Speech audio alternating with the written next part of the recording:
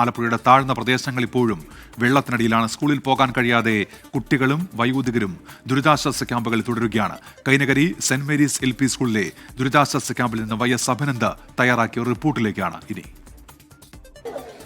ആലപ്പുഴയിൽ മഴയ്ക്ക് ശമനമുണ്ടെങ്കിലും കുട്ടനാട്ടിലെ ദുരിതക്കഥ അത് മാറുന്നില്ല എന്നതാണ് ഏറ്റവും പ്രധാനപ്പെട്ട കാര്യം. കൈനകരി ഗ്രാമപഞ്ചായത്തിന്റെ ദുരിതാശ്വാസ ക്യാമ്പിലാണ് ഇപ്പോൾ നമ്മളുള്ളത്.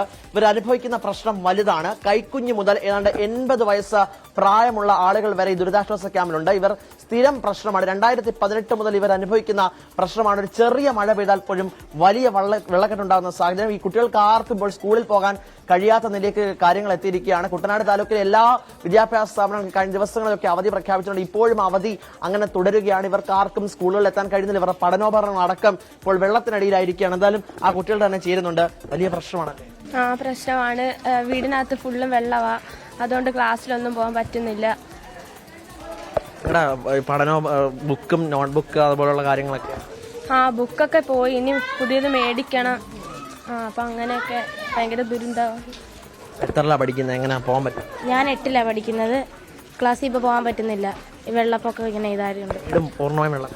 പൂർണ്ണമായി വെള്ളത്തിലാണ്. സ്കൂളിലൊക്കെ അധ്യാപകരൊക്കെ വിളിച്ചിരുന്നു. അങ്ങനെ വിളിച്ച് ചോദിച്ച് ഇറങ്ങിയോ എന്നൊക്കെ ചോദിച്ചു. അപ്പൊ ഞങ്ങൾ പറഞ്ഞില്ല, ഞങ്ങൾ ക്യാമ്പിലാന്ന് പറഞ്ഞ്. വീട് മൊത്തം വെള്ളത്തിലാണോ? വീട്ടിലെന്താ അവസ്ഥ? വെള്ളമൊക്കെ ഇത്രമൊക്കെ വെള്ളമുണ്ട്. +2 പഠിക്കുന്നത്. സ്കൂളിൽ പോകാൻ കഴിയുന്നില്ല. ഇല്ല, വീട്ടിലൊക്കെ നല്ല വെള്ളം. ഏതാണ്ട് 6 മാസം മാത്രം പ്രായമുള്ള കൈക്കുഞ്ഞുൾപ്പെടെ ദുരിതാശ്വാസ ക്യാമ്പിലുണ്ട്. കുഞ്ഞിന്റെ കാര്യങ്ങളൊക്കെ ഭയങ്കര പ്രശ്നത്തിലാണല്ലേ? അതെ, നമുക്ക് ഇങ്ങനെ കുഞ്ഞു കൊച്ചായതുകൊണ്ട് ഭയങ്കര പാടാ നോക്കാനൊക്കെ ആയിട്ടും.